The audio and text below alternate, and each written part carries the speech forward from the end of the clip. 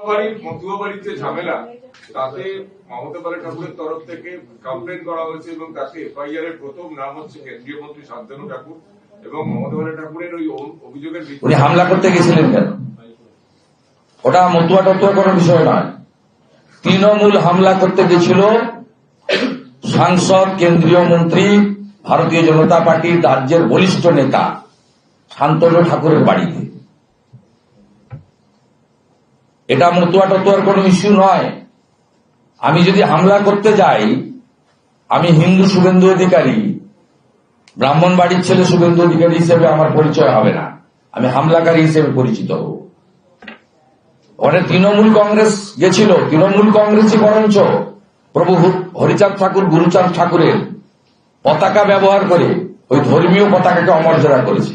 ওদের বিরুদ্ধে কেস হওয়া উচিত। বাড়িতে উঠানে ঢুকে পড়বেন আপনি? যা করেছে খুব কম করেছে, আর একটু বেশি করা উচিত ছিল। মাথাভাঙার যে জোড়া খুনের ঘটনা বললেন, তাতে গ্রেফতার হয়েছে তৃণমূলের বুথ সভাপতি সহ 6 জন এবং তাকে বহিষ্কার করা হয়েছে। ও বহিষ্কার উঠে যাবে ভোট এলে, ভোট এলে বহিষ্কার উঠে যাবে। শওকত মোল্লাকে ভাঙড়ের থেকে বলেছেন যে 2026-এ আইএসএফ কে বামনগঞ্জের পতাকালে ফেলতে হবে এবং রক্ত সূত্রধারীদেরকে আটকাতে হবে। আইএসএফ আমি করিনি, না নওশাদ সিদ্দিকী পীর সাহেবকে জিজ্ঞেস করুন। আমি আইএসএফ করি, আমি ভারতীয় জনতা পার্টি। অর্জুন সিং, আপনি যদি বলেন শওকত মোল্লাকে, আমি মমতা ব্যানার্জির ভাষায় বলি বোম বাঁধে বোম মারে। আমার কথা নাই, মমতা ব্যানার্জি। শওকত মোল্লাকে যদি সার্টিফিকেট চান বলবো বোম বাঁধে বোম মারে। সিপিএম এর পাঠশালার ভালো ছাত্র ছিল, এখন ভালো দিদিমণির আন্ডারে আছে। নতুন বোতল পুরনো মদ। আর বাকি আইএসএফ কে কি বলেছে, মালের দায়িত্ব আরো। প্রসঙ্গ যখন উঠে এলো, জাহাঙ্গীর খান, শওকত মোল্লা প্রত্যেকেই কোনো না কোনো ভাবে জড়িত রয়েছে বিভিন্ন অপ্রীতিকর কাজের সঙ্গে। আপনি বিরোধী দলনেতা হিসেবে কি ইলেকশন কমিশনের কাছে আবেদন করবেন যে এদেরকে ভোটের সময় নজরবন্দি করা হোক? কি আবেদন করবো? আজ হল বিজেপি করবে। বিরোধী দলনেতা তো তার একটা পোস্ট আছে যাতে ভোটারদের নাম ঠিক থাকে, অবৈধ ভোটারের নাম বাদ যায়। কিন্তু সম্মিলিতভাবে ভারতীয় জনতা পার্টি কি করবে ঠিক সময় বলবে এবং ইলেকশনের প্রসেসের মধ্যে গুন্ডা তালিকা দেওয়া হয়। গুন্ডা তালিকা দিতে গেলে শুধু রাজনৈতিক প্রতিদ্বন্দ্বীর নাম দেওয়া যায় না, তার ব্যাকগ্রাউন্ড দিতে হয়। যাদের ব্যাকগ্রাউন্ড গুলো আছে ভালো, সেই ব্যাকগ্রাউন্ডের তথ্য দিয়ে বিজেপিও দেবে। গুন্ডা গুন্ডাই হয়। সঠিক সময় বলা যাবে, ওয়েট এন্ড সি, হারিয়ে হওয়ার দরকার নেই। অর্জুন সিং বলছেন যে জয় বাংলা বললে এবার পেটাবো। অর্জুন সিং এর বক্তব্য, যেহেতু জেহাদিদের এই কথা শোনা, আমি মন্তব্য করব না। পেটানো অংশটাতে আমি কোনো মন্তব্য আমার নেই। বা গণতান্ত্রিক ভাবে পেটাতে পারেন, মানে ভোটে হারাতে পারেন, কিন্তু শারীরিক ভাবে পেটানো, মারা, এসব কথা বরঞ্চ বলতে পারেন আত্মরক্ষার অধিকার কেউ আছে। আপনি যদি আমাকে পাথর ছোড়েন, আমি তো এখন শীতকাল, আমি গুড়ের রসগোল্লা ছুড়বো না, আমাকে মাসতে গেলে যা করার করতে হবে। কিন্তু সরাসরি পেটাবো এই কথাটাতে আমি আমার মানে একমত নই। কিন্তু জয় বাংলা বাংলাদেশের স্লোগান, এটা অর্জুন সিং এর মতো ভেটারেন পলিটিশিয়ান জেনেই বলেছেন, ঠিকই বলেছেন। এটা পশ্চিমবঙ্গের স্লোগান নয়। এমনকি বাকি যা যা স্লোগান ওরা দেয় সবটাই ইনক্লুডিং খেলা হবে, যদিও উল্টো খেলা হয়ে গেছে এই যুব ভারতী ক্রীড়াঙ্গনে, তাতে সঠিকভাবে উনি বলেছেন, উনি তথ্য সমৃদ্ধ কথা বলেছেন। সেকেন্ড পার্ট নিয়ে আমার কোনো মন্তব্য নেই, বা আমি মনে করি না গণতন্ত্রে ভোটে হারিয়ে দেওয়াটাই পেটানো।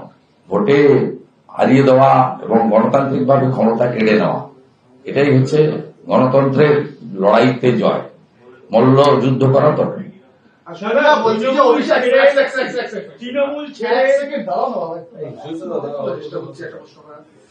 বিজেপি এমএলএ কুলদীপ সাংঘারকে বেল গ্রান্ট করা হয়েছে, তাতে অভিষেক ব্যানার্জি বলছেন এই হচ্ছে বেটি বাঁচাওয়ের সিচুয়েশন বিজেপি শাসিত রাজ্যে, আর যেখানে জাস্টিস পাওয়া যাচ্ছে না। আপনার মতামত প্রতিক্রিয়া।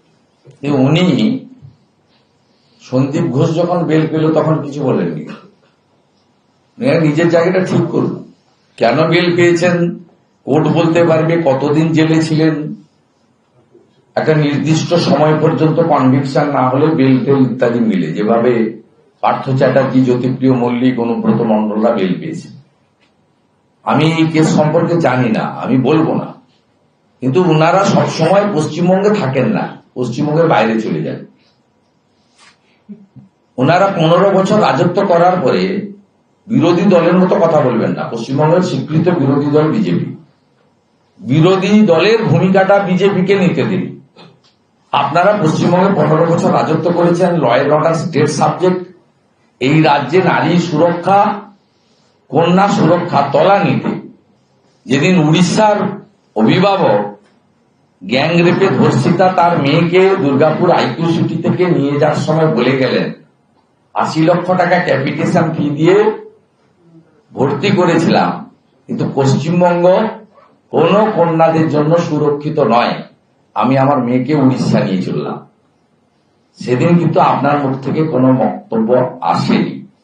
আপনি যার আলোয় আলোকিত, এই রাজ্যের মুখ্যমন্ত্রী তথা পারিবারিকভাবে আপনার পিসিমা, তিনি দার্জিলিং এ বেড়াতে যাওয়ার সময় দমদম এয়ারপোর্টে দাঁড়িয়ে বলেছেন রাত্রে মহিলাদের যাওয়া উচিত হয়নি, এত রাত্রি পর্যন্ত বেরোনো উচিত নয়।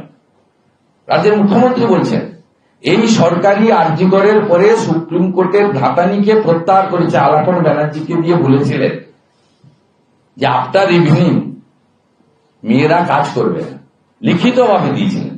সুপ্রিম কোর্ট ধাতানি দেওয়ার পরে ওটা প্রত্যাহার করে।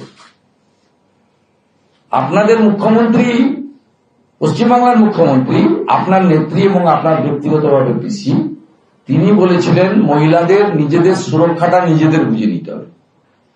তারপরে কোথাকার কে কুলদীপ সিংজি কি, কার কেস হিস্ট্রি কি, কেন ধরেছিল, কেন বেল পেল, এগুলো নিয়ে আপনি দিল্লিতে পার্লামেন্টে বলুন, সেখানে আপনার বলার সুযোগ রয়েছে। পশ্চিমবঙ্গের মাটিতে দাঁড়িয়ে কেন হাঁসখালি হয়, কেন ময়নাগুড়ি হয়, কেন আপনার নেত্রী বলেছিলেন ফুল রেপে 40,000, হাফ রেপে 20,000, কেন আপনার নেত্রী বাংলার মুখ্যমন্ত্রী বেহালায় দাঁড়িয়ে বলেছিলেন ওর বাবা মা তো চাইলে আমি 10 লাখ দিতেই পারি। আপনার নেত্রী বাংলার মুখ্যমন্ত্রী বলেছিলেন হাঁসখালিতে লাভ হয়ে আসে। কনভিকশন হয়েছে তৃণমূলের নেতা, উপপ্রধানের বেটার। আপনাদের মুখ থেকে কোনো আওয়াজ নেই, শব্দ নেই। অতএব 15 বছর রাজত্ব করার পরে অনেক সময়, 1.5 দশক, জবাবদিহি করার সময়, অভিযোগ করার সময় নয়। অভিযোগ করার কাজটা ভারতীয় জনতা পার্টির এবং বিরোধী দলনেতা।